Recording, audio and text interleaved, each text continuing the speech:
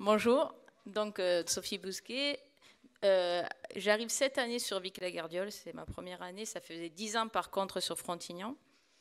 Et donc j'ai commencé à le mettre en place la première année juste avec 6 classes sur Frontignan, sachant que c'est une école de 16 classes, que sur les petits cycle 2, parce que les cycle 3 étaient un peu frileux.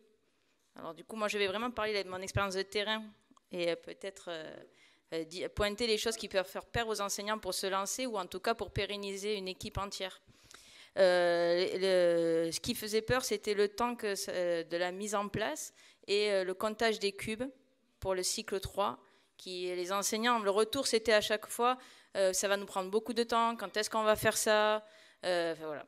Donc, on a commencé avec les petits, mettre en place. On a adapté le petit livret qui est donné par Épidore, parce que pour les petits, il nous semblait pas parlant, et du coup, les enseignants n'arrivaient pas à se l'approprier. Donc, on en a mis un plus simple, où du coup, les enfants colorient des cubes. Vraiment, ils gagnent un cube, ils colorient le cube qui gagne. Donc, ils sont acteurs, alors que dans le grand défi, le livret qu'il y a, il faut qu'ils notent vraiment. Et donc, même la phase de motivation en rapport avec le livret était pour eux, c'est compliqué, quoi. Déjà, vous savez, en cycle 2, les enfants, ils se projettent à peine sur la semaine. Donc, se projeter vraiment sur le mois qui suit, c'était pour eux, ça n'avait pas de sens, en fait. Voilà. Donc, déjà, on a adapté ça en cycle 2. On a travaillé la première année qu'avec eux. Et après, petit à petit, les autres enseignants sont venus. Et le périscolaire est venu. Et donc, je sais pas, je crois que c'était noté, je sais plus combien de temps ça fait. Moi, ça fait 7 ans, je crois que je le fais. Je crois que c'est ça. Voilà, donc à la fin, les 16 classes de Frontignan y participaient. Et donc là, on était vraiment dans une dynamique, quand on parlait tout à l'heure, c'est revenu plein de fois, la dynamique de l'équipe, la dynamique, du coup, il y avait le périscolaire aussi qui nous a rejoint. La mairie était déjà inscrite depuis longtemps. Mais donc là, ça permet de faire un projet fédérateur de toute l'équipe, c'est ce qui est intéressant. Et du coup, les enfants ont, quel que soit l'enseignant, l'adulte, en tout cas, qu'ils rencontrent, on est dans le même projet. Et ça, pour eux, c'est très motivant. Donc, pour arriver à avoir un fil conducteur et garder la motivation qui est dure à garder quand même sur 1 mois et demi, parce que ça paraît long comme projet quand même, on le sait dans les écoles quand on met des projets et quand plus ça dure et en fait ça fait des phases, on est motivé et boum, ça s'essouffle, quoi.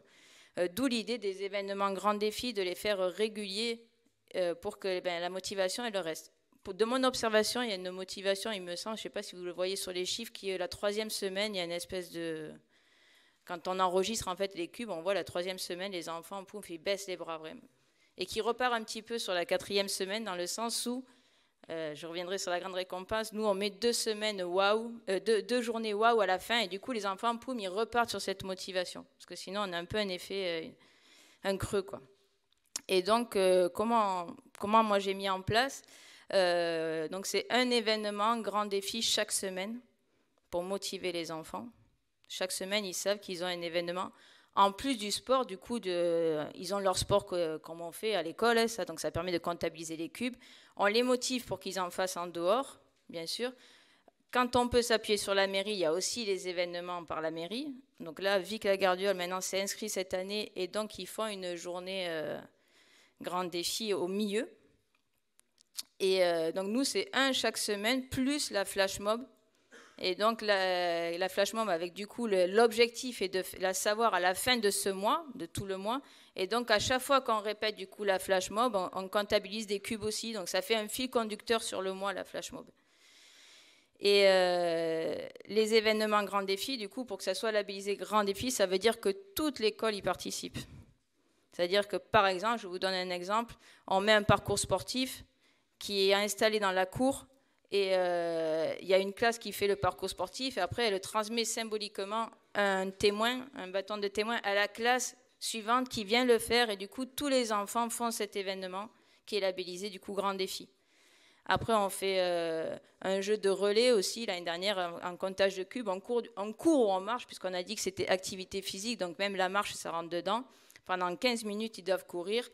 Et on compte le nombre de tours de cours par des cubes. Et du coup, l'année dernière, on a fait Frontignan-Rome. parce qu'on a cumulé la distance. Et du coup, on avait déjà anticipé, là, dans l'anticipation, on veut essayer d'aller jusqu'au Colisée. C'était affiché, et à chaque fois, on faisait avancer le compteur, et du coup, les enfants y passaient. Et donc, là, on voit qu'ils arrivent à courir pendant... Il y en a qui tiennent les 15 minutes, du coup, parce que c'est motivant, et puis c'est comptabilisé, en fait. Et donc après, du coup, je m'étais retrouvée confrontée au même problème que vous avez soulevé tout à l'heure, la grande récompense. Mais en fait, ce n'est pas la finalité du projet, puisqu'on reste sur le projet, c'est quand même essayer de motiver les enfants à faire du sport en famille. Après, ça, c'est juste un truc waouh, comme on dit dans la vidéo, on le voit plein de fois, le waouh. Et donc nous, on a essayé de garder ça, mais on l'organise au sein de notre école, du coup, et je ne parle pas du tout aux enfants qu'il peut y avoir, du coup, un tirage au sort. Moi, je ne leur en parle pas. Les enfants, ils ne savent même pas que ça existe. Pour les faits, je ne suis pas déçue déjà si je ne suis pas tirée au sort. Parce que même si on a les bus et qu'on n'est pas tiré au sort, c'est encore pire, quoi, au final. Donc, moi, je n'en parle pas du tout. Par contre, on essaie avec tous les moyens, et du coup, là, le périscolaire et la mairie et l'équipe des Pieds d'Or, qui du coup, et là, il ne faut pas hésiter à faire appel à eux, parce que là, du coup, ils nous soutiennent, et à mettre en place sur ce jour-là 2 jours qui sont festifs. Et du coup, moi, je l'ai axé festif sport et prévention. Donc, il y a un pôle prévention santé, un pôle prévention secourisme et le sport. Je me suis appuyée sur Hérosport aussi, qui du coup ont des moyens et qui peuvent venir. Et du coup, le côté festif qu'on retrouve dans la grande récompense, si on utilise Hérosport, on peut avoir ce côté festif parce qu'eux, ils amènent du matériel, il y a des moyens humains, il y a des cartes podium, il peut y avoir voilà, le côté qu'on cherche qui est un peu waouh, parce que c'est le mot qu'il faut, quoi. Voilà. Donc voilà sur l'idée. Et après, le périscolaire, du coup, aussi, c'était... donc j'ai appris qu'il y avait un guide, parce que moi non plus, je ne savais pas. Donc peut-être à faire remonter, parce que... Ouais, voilà. Parce qu'en fait, c'est comment faire le lien entre le périscolaire et les enseignants, qui est compliqué aussi dans les équipes quand on est sur le terrain. Et on se demandait comment les enseignants, ils sont toujours frileux, mais comment je vais savoir qu'ils ont gagné un cube, comment le noter, comment le comptabiliser, tout ça, c'est quand même sur le terrain difficile. Donc après, il ne faut pas hésiter à faire une table ronde avec le périscolaire. Je crois qu'ils sont aussi, ça permet d'avoir un fil conducteur et de motiver toutes les équipes. Et après, ça marche, quoi. Voilà. Pour ce que moi, j'ai mis en place, en tout cas.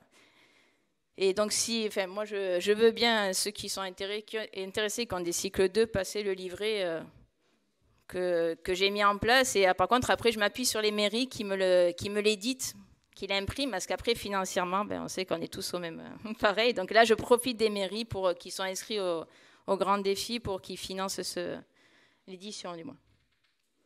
Et donc là, c'était l'année dernière. Vous voyez Hérosport en haut, du coup. Donc, pour vous donner un exemple, sur la journée, il y avait eu, du coup, sur 2 journées, Hérosport, ils étaient venus, à chaque fois, ils présentaient 2 ateliers. 2 ateliers pour le cycle 2, 2 ateliers pour le cycle 3.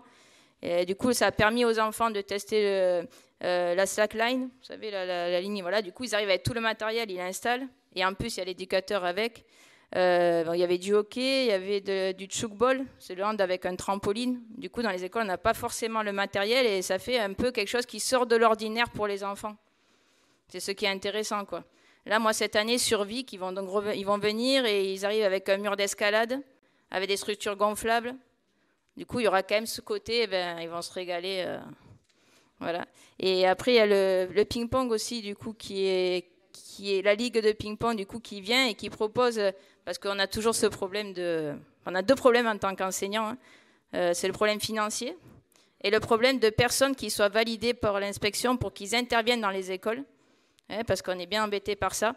Donc, dès qu'on touche par contre tout ce qui est comité, il ne faut pas hésiter à leur envoyer des mails au comité, aux ligues, parce que du coup, ils sont surtout qui ont des sports un peu différents, par exemple le baseball, où du coup, ils ont envie de faire la promotion auprès des écoles et qui donc vont venir et à titre bénévole pour faire, parce qu'ils ont du coup des éducateurs qui sont là et donc ils ont les diplômes pour venir dans les écoles.